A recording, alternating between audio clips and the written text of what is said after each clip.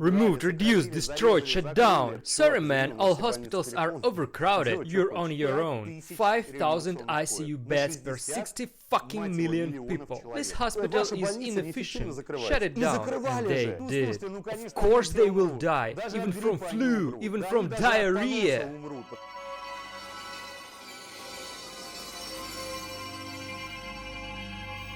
Hello everybody! We continue our special podcast with our experts. Petr Shkumarov, public figure who majored in genetics and molecular biology and who'll tell us intriguing things about coronavirus. And Dmitry Golubovsky, economist, trader, a philosopher. Yeah, we already figured that we all are philosophers in a way. In our previous interview, we discussed the world economic crisis that came down upon us with its claws. And the catalyst was, surprisingly, the new coronavirus. Is this world panic justified? Is coronavirus indeed bringing such horrors to the world? Or is it a fear-mongering? And the most important thing, why is it all happening now in the midst of economic crisis? Is it just a coincidence? Let's begin. Alright, let me tell you what is coronavirus. Coronavirus is an RNA virus, nothing special there. There are dozens, hundreds of coronaviruses and they are very well researched. It was first discovered 50 years ago, right? Yes. But what's the interesting? In 2015, they produced a recombinant virus that was tested on mice. What does recombinant mean?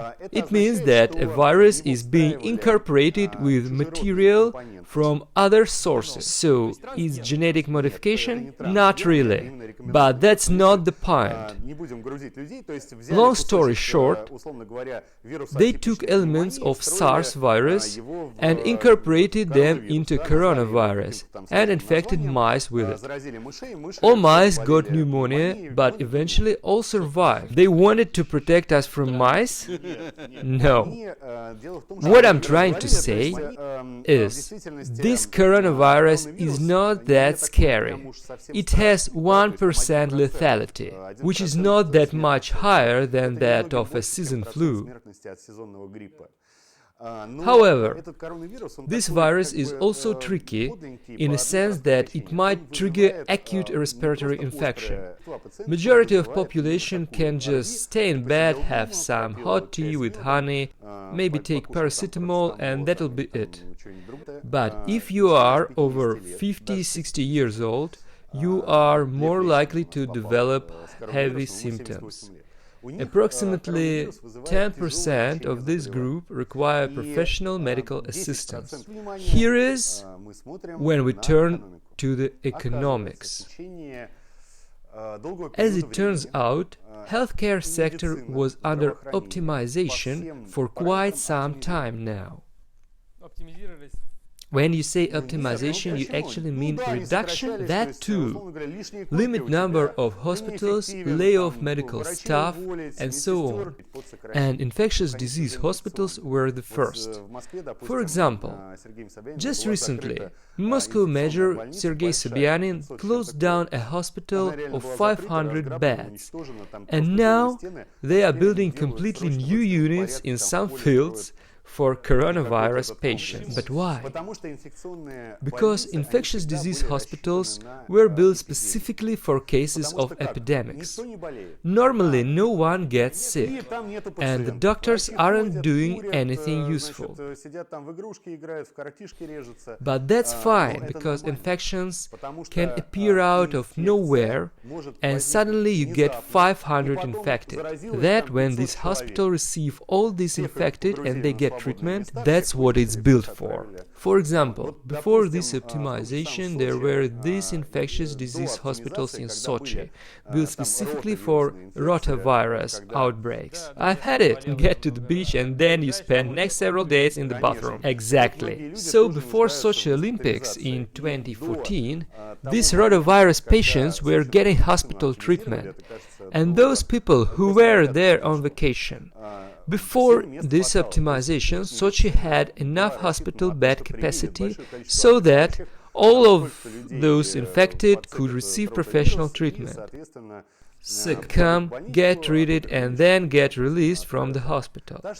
We see the same issue with the coronavirus outbreak. So it's not just local Russia thing. For example, in Italy, what we see in Italy is exactly the same thing, which got to the extreme point.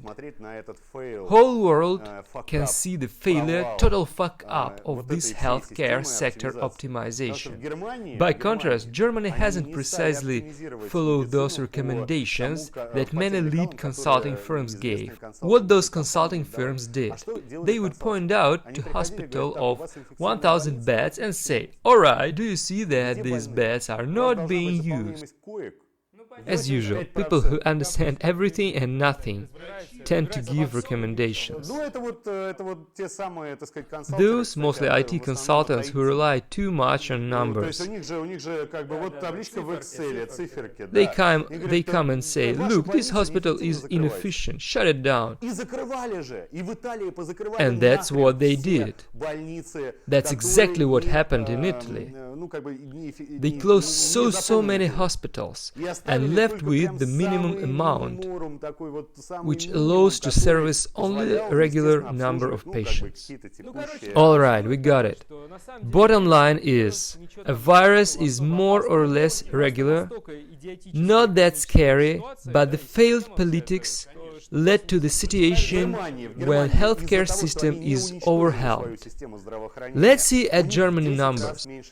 Virus lethality is several times lower than that in Italy, due to the fact that they didn't completely destroy their healthcare sector, despite the fact that Germany has the same virus and they also have a lot of elderly people. Compare, in Italy there are 4,000 dead, and in Germany around 300.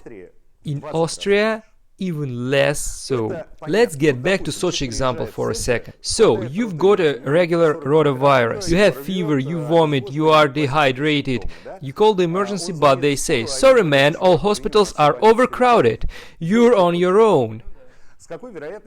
What are the chances that you end up dead? Quite high, actually. Is rotavirus the cause? Well, no, rather the healthcare. Exactly, the problem is the healthcare. You need to get to the hospital and they got to have available bed for you. They got to have certain medical equipment, the medical personnel that is qualified to help. This rotavirus patient has high fever above 104 F, even above 105 F, which can last for several days. If this patient doesn't get help, he dies. Let's pretend that all hospitals in Sochi are closed. Everybody comes to city for vacation, they relax, they swim, they have a great time, and then there are 50,000, 100,000 sick with rotavirus. There are 5,000 with 104 F fever above. But there are not hospitals beds available. The ER will not come. Obviously, these people start to die. And so what? We need to call for quarantine because of rotavirus? What an utter nonsense! The cause lies elsewhere. It's because they have reduced as much hospital beds as they possibly could. We can all see that now. Okay, so what do we do? Well, you know what? I'm going to add some drama now. Here is a message from a woman living in Italy that went viral. I will read it now. Hello, I can't tell about what is going on here to everyone in person, so I'm writing, or rather, I'm screaming in attempt to reach out to those who are dear to me. You don't even have a clue that awaits you in just a few weeks. How in such a short time your life changes, turning into a disaster movie. So, if you still hang out outside, visit friends, go to work, take your children to kindergartens or schools, just know this. 2 weeks ago, we all did the same thing. Now this all is no longer relevant. Only one thing is relevant now, survival. I didn't want to frighten people, but maybe me telling you about the current situation here will change something for my Russian and not only Russian friends, and even will save someone's life. And then she goes into details. Yes, she does. You don't want to hear the rest? Not really. This post is going around the internet for several days now. Then she goes on about horrors, dead bodies being burned by military and so on. Sounds like World War II, to be honest. She had thousands of views on Facebook, millions of likes, reposts, as the usual stuff. What can we say here? First of all, it might actually be happening there. If that's true, it can say a lot about the future of European Union. Italy is economically doomed, but there are neighboring Austria and Germany, where nothing like this happens. Here's new European Union.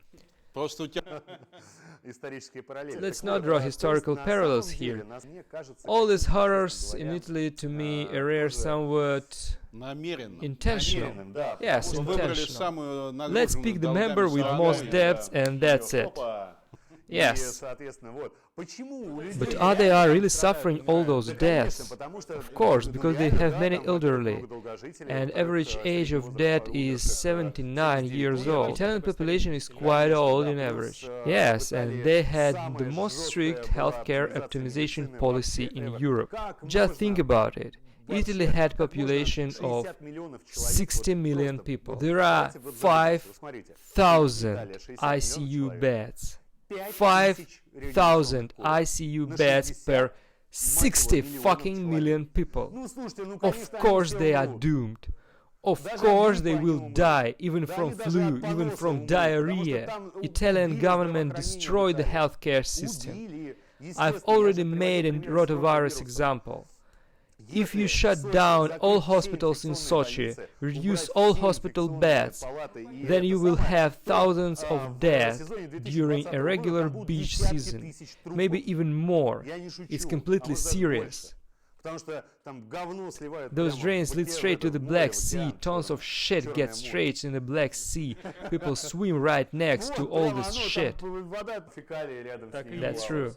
You swim next to it, you swallow some seawater, and you're done. I've had 104F several times, and I wouldn't be here if not the doctors. If you don't get help, you are completely powerless of this situation. Obviously, you will have the situation in Italy where everything got removed, reduced, destroyed, shut down. They got nothing left. Did they reduce the budget deficit that way? Well, yes, I see. And now they have all those elderly dead. And even worse, doctors are dying as well. The doctors as well have coronavirus, have fever, can't breathe and have to treat patients. Okay, so what do we do? In Russia on danger of it? Nothing will happen in Russia, everything will be fine. Moreover, I believe we already had this coronavirus outbreak long ago. Me too. I've had this terrible cough last autumn. It lasted for a month. They couldn't diagnose me with anything and it just went away eventually. Maybe I already had coronavirus. My friend and all his family got very sick in January, with symptoms very similar to the coronavirus, about 102F. He recovered fast, wife took longer, and they didn't go to hospital. So we are safe, at least one good news for today. Russia is less vulnerable to this. We have less elderly, and we die because of different reasons. We don't live that much. Coronavirus will not do much for Russian pension fund. They were hoping. That's why there is no need to worry about it. But we were talking about coronavirus' role in this economic bubble burst. Here is what's interesting. Pelevin.